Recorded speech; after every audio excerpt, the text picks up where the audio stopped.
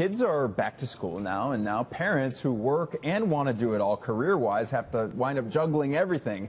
So Jocelyn Herman-Saccio, she is a landmark communication expert, is here to tell parents how to succeed. Now, what would you say, Jocelyn, would be kind of the #1 challenge for parents who are really trying to juggle taking care of their kids and also having a career of their own?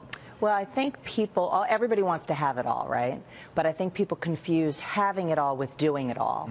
And I think that's the biggest thing, because you can't do it all, but you can have it all if you get, creative. Okay. And for the most part in life, we're in a reaction mode versus a creation mode. We're reacting to what's happening, what we have to deal with.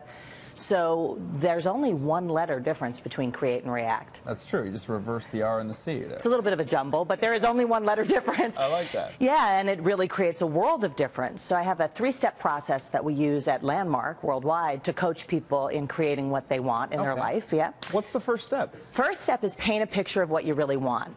And that seems like, oh, that's the easiest step. But honestly, that's what people have the most difficulty with, because we don't spend a lot of time thinking about what we want because we're dealing with what we have to deal with. So create what you really want. So for me in this area that I was looking at how I was reacting about spending quality time with my kids.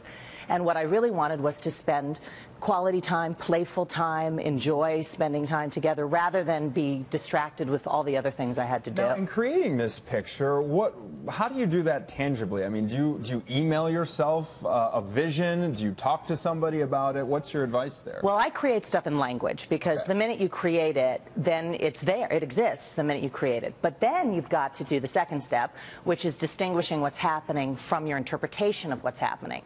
So like with regard to the dinners with my kids, what was actually happening is we were having a family dinner once a week. Okay. Now, I had a lot of interpretations about that, like it should be a different way. I should have more time. 5 days a week or something? I mean, some unrealistic thing like that, right? Or I'm not a great mother if I'm not spending more time with my kids. And one of the things that I've found is the minute you have a should or a shouldn't, you got a recipe for upset and overwhelm. So in that specific example, what would your approach be to kind of improve the situation and have more dinners and not feel bad about only having one? Well, that's the third step, so it brings us right to it, which is to practice new ways of being and acting.